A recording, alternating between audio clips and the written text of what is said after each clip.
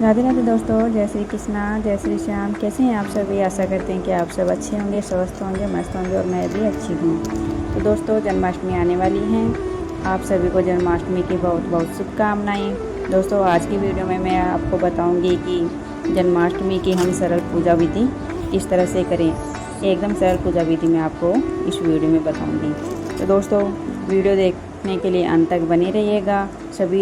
सभी संपूर्ण जानकारी आपको इस वीडियो में मिलेगी कि किस तरह से हम लड्डू गोपाल को सुबह से लेकर शाम तक की पूजा सेवा किस तरह से दें, किस तरह से उनका भोग लगाएं, किस तरह क्या क्या उनकी सामग्री होती है। ये सभी संपूर्ण जानकारी मैं आपको बहुत ही सरल तरीके से इस वीडियो में बताऊंगी। तो वीडियो को देखने के लिए अंत तक बने रहिएगा। दोस्तों, मैं सुबह से लेकर शाम तक की आपको पूरी बताऊँगी, लेकिन मैं ज़्यादा वीडियो लंबी हो जाएगी, इसलिए केवल शाम की पूजा विधि आपको दिखा रही हूँ। सुबह में हर रोज़ की तरह हम अपने लड्डू गोपाल को जगा लेंगे, स्नान करवा देंगे। अगर आप चाहो तो पंचामृत से भी सुबह स्नान करवा सकते हैं, नहीं तो सादा स्नान करवा के भोग लगा के पूजा अर्चना हम कर लेंगे।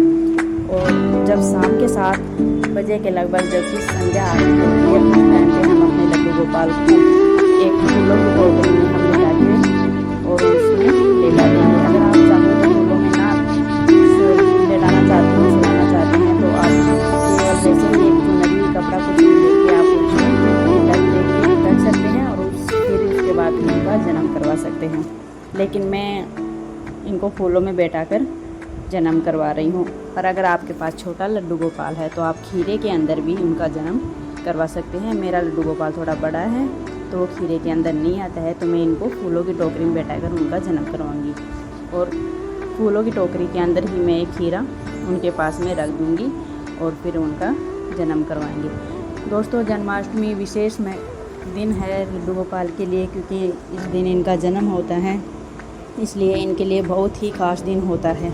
लड्डू गोपाल का जन्म करवाने के लिए हमें सबसे पहले एक टोकरी लेंगे, उसमें थोड़े फूल बिछा लेंगे और फूलों के अंदर लड्डू गोपाल को सुला देंगे और ऊपर से भी हम पूरे फूल बिछाकर उनको कवर कर देंगे। लेकिन इस बात का विशेष ध्यान रखें कि हमें जब भी लड्डू गोपाल का जन्म करवाना है तो हमें वस्त्र वगैरह, इनका श्रृंगार सब कुछ निकाल देना है। बिना वस्त्र के ही हमें लड्डू गोपाल को जन्म करवाना पड़ता है। तो हम वस्त्र, इनका श्रृंगार वगैरह सब निकाल दिए हैं और हम अपने लड्डू गोपाल को इस टोकरी में सुला देंगे और ऊपर से फूलों से ढककर इनको कवर कर देंगे पूरा। और इसके बाद में हम एक कपड़ा ऊपर से ढक के रख देंगे। इसके बाद में हमें इनको छूना नहीं है, ना ही कोई हाथ वगैरह लगाना है, यहाँ पे भी आवाज़ भी नहीं करनी है। और जब 12 बजेंगे, रात के 12 बजेंगे, मंदिरों में शंखनाद हो जाएगा। उसके बाद में हम अपने लड्डू गोपाल को घंटी बजा के या ताली बजा के, जिस तरह से भी आप जगाना चाहते हैं उस तरह से हम जगा के इनका जन्म करवा देंगे। तो दोस्तों देखो, मैंने पूरा कवर कर दिया है फूलों से। और अभी एक खीरा लेंगे और वो खीरा इस टोकरी में रख देंगे। अगर आपके पास डंठल वाला खीरा है तो आप डंठल वाला खीरा भी रख सकते हैं, नहीं तो सादा खीरा भी रख सकते हैं। अगर आप चाहो तो एक खीरा भी रख सकते हो या फिर 2 खीरे भी आप इसमें रख सकते हैं। और अगर आपके पास छोटा लड्डू गोपाल है तो आप खीरे को काट के और फिर अपने लड्डू गोपाल को उसके अंदर रख के फिर भी उनका जन्म करवा सकते हैं। लेकिन मेरा लड्डू गोपाल थोड़ा बड़ा है तो मैं फूलों से ही उनका जन्म करवाऊंगी। तो इस तरह से देखो, मैंने फूलों से कवर करके रख दिया है और अब इसके ऊपर मैं कपड़ा रख दूँगी और फिर इनको यहाँ छोड़ दूँगी। बिल्कुल भी हिलाना नहीं है, टोकरी को हाथ में नहीं लगाना है, कुछ नहीं करना है। जब रात के 12 बज जाए, मंदिरों में शंखनाद हो जाए, तो उसके बाद में हम अपने लड्डू गोपाल का जन्म करवाएंगे। आप चाहो तो ताली बजाकर, थाली बजाकर, घंटी बजाकर किसी भी तरह से आप जन्म करवा सकते हैं। तो मैंने घंटी बजाकर फिर ये जो कपड़ा ढका था उसे हटा लेंगे और जो खीरा रखा था उसे भी हम अलग थाल में रख लेंगे। और जो सभी पुष्प रहते हैं उनको सभी पुष्पों को एक एक करके धीरे धीरे से हम अलग हटा लेंगे और फिर अपने लड्डू गोपाल को मैं उन्हें उठा लेंगे, थाल में बैठाऊंगी। उसके बाद में जन्म करवाएंगे। खीरे से जन्म करवाना बहुत शुभ माना जाता है, इसलिए हम खीरे से इनका आप इनका कुछ भी काम कर सकते हैं। सबसे पहले हम ये खीरा ले लेंगे और जो डंठल की तरफ होती है गोपाल का जन्म से हम सिक्के की सहायता से खीरे को कट कर देंगे। खीरे को नुकीली चीज़ जैसे कि चाकू या किसी भी नुकीली चीज़ से नहीं काटना है, केवल सिक्के से ही हम काटेंगे। जिस तरह से घड़ी की दिशा चलती है उस तरह से हम सिक्के की सहायता से खीरे को काट लेंगे। और जो कटा हुआ ऊपर का हिस्सा होता है वो हम मिट्टी में गमले में दबा देंगे। इसे हम नाल छेदन विधि भी कहते हैं। जिस तरह से बच्चे को नाल काट कर माँ से अलग किया जाता है, उसी तरह से हम खीरे को काट के उनका जन्म करवाएंगे। ये कटा हुआ खीरा बाकी का जो बचता है उसे हम प्रसाद के रूप में सबको बांट देंगे। इस तरह से हमने लड्डू गोपाल का खीरे से जन्म करवा लिया है। इसे खीरे से जन्म करवाना कहते हैं। इसके बाद में हम अपने लड्डू गोपाल को पंचामृत स्नान करवाएंगे। तो चलो अब हमें अपने लड्डू गोपाल को पंचामृत स्नान करवाते हैं। जिस भी पात्र में आप स्नान करवाते हैं उस पात्र में सबसे पहले तो आप स्वास्तिक बना लेंगे या फिर अष्टदल भी बना सकते हैं। अगर आप अष्टदल या स्वास्तिक नहीं बना सकते हैं तो आप तुलसी दल रख कर भी इनका स्नान कर सकते हैं। तो मैं यहाँ पे स्वास्तिक बना रही हूँ और स्वास्तिक बना के फिर अपने लड्डू गोपाल को इसमें बैठा दूँगी और फिर पंचामृत इनका स्नान करवाऊँगी। आप चाहो तो पंचामृत को सभी 5 चीज़ों को एक जगह मिलाकर भी पंचामृत स्नान करवा सकते हैं या फिर अलग अलग करके भी आप इनका स्नान करवा सकते हैं। इस पंचामृत में सबसे पहले दूध, दही, घी, शहद, शक्कर और जल ये सामग्री होती है पंचामृत की। तो सबसे पहले दूध से स्नान करवाया जाता है, फिर दही से, शहद से, घी से और फिर शक्कर से स्नान करवाया जाता है। आप हाथों को एक जगह मिलाकर भी स्नान करवा सकते हैं या फिर अलग अलग तरीके से भी स्नान करवा सकते हैं। तो मैंने अभी दूध से स्नान करवाया है, फिर दही से करवाऊँगी, घी से करवाऊँगी, शहद से और शक्कर से इनका स्नान करवा के फिर शुद्ध जल से एकदम अच्छे से इनका स्नान करवा के सुंदर सा इनका श्रृंगार कर देंगे। सुंदर नए पोशाक पहनाएंगे। जन्माष्टमी के दिन अगर आप हो सके तो सभी पोशाक, श्रृंगार का सामान सभी नए लेकर इनका श्रृंगार करें। और अगर आप नए नहीं खरीद सकते हैं तो कोई बात नहीं है, पुराने वस्त्र हैं उनको अच्छे से धो के साफ करके आप उनको भी पहना सकते हैं और उनका सुंदर सा श्रृंगार कर सकते हैं। और अभी स्नान करवाने के बाद में ये जो भी पंचामृत रहता है ये हम पूजा होने के बाद में प्रसाद के स्वरूप सभी में बांट देंगे। इसमें मैंने पुष्प नहीं डाले थाल में, क्योंकि फिर पुष्प डालने से पंचामृत अच्छे से लिया नहीं जाता है। तो मैं बिना पुष्प ही पंचामृत से स्नान करवाई थी इनको। और अभी जो ये पंचामृत बचेगा पूजा के बाद में हम प्रसाद के रूप में सभी इनको ग्रहण कर लेंगे। और जो भी अगर ज़्यादा बच जाता है तो आप उनको तुलसी के पौधे में ना डालें, उसके अलावा आप किसी भी पौधे में डाल सकते हैं, गमले में डाल सकते हैं या फिर मिट्टी में आप दबा सकते हैं। तो इस तरह से मैंने देखा अपने लड्डू गोपाल को स्नान करवा दिया है, पंचामृत से स्नान करवा दिया है। और अब एक शुद्ध अच्छे से कपड़े से पोंछकर और इनको वस्त्र धारण करवाएंगे। अब मैं अपने लड्डू गोपाल ठाकुर जी को कपड़े से पोंछकर और आसन पर बैठा के इनको वस्त्र धारण करवा देंगी।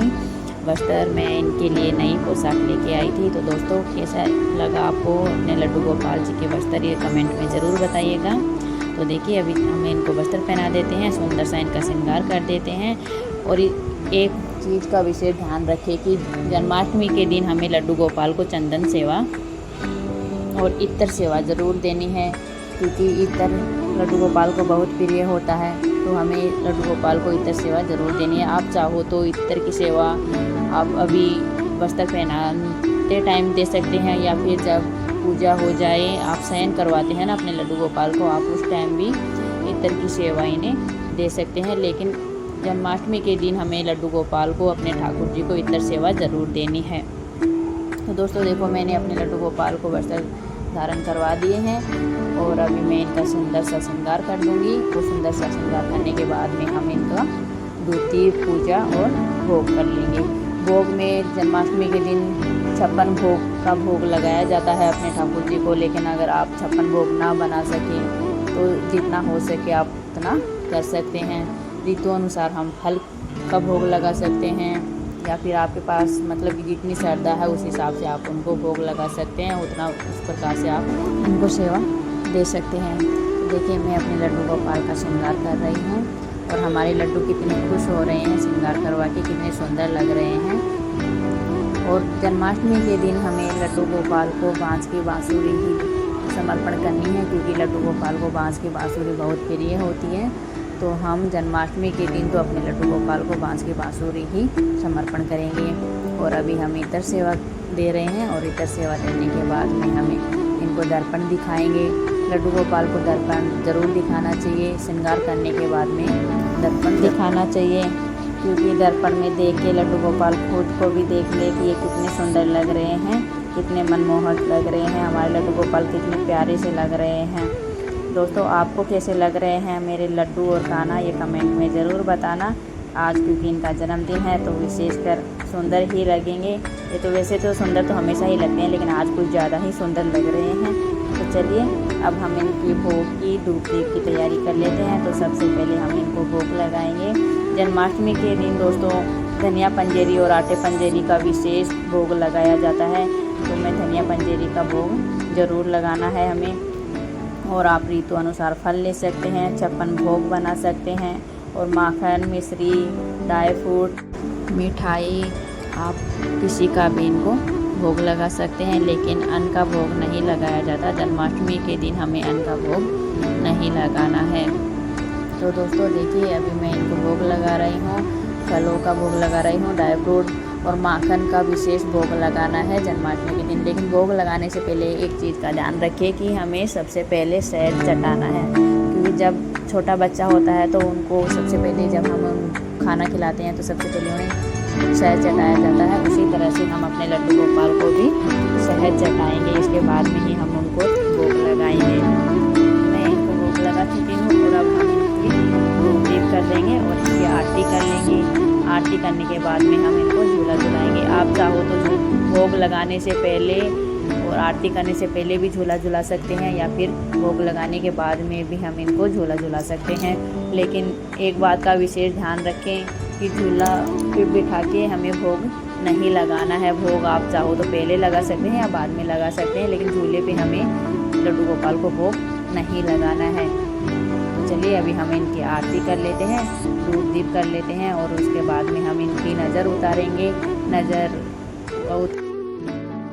लड्डू गोपाल की नज़र ज़रूर उतारनी है, क्योंकि बहुत सुंदर लगते हैं, इसलिए हमें लड्डू गोपाल की नज़र ज़रूर उतारनी है।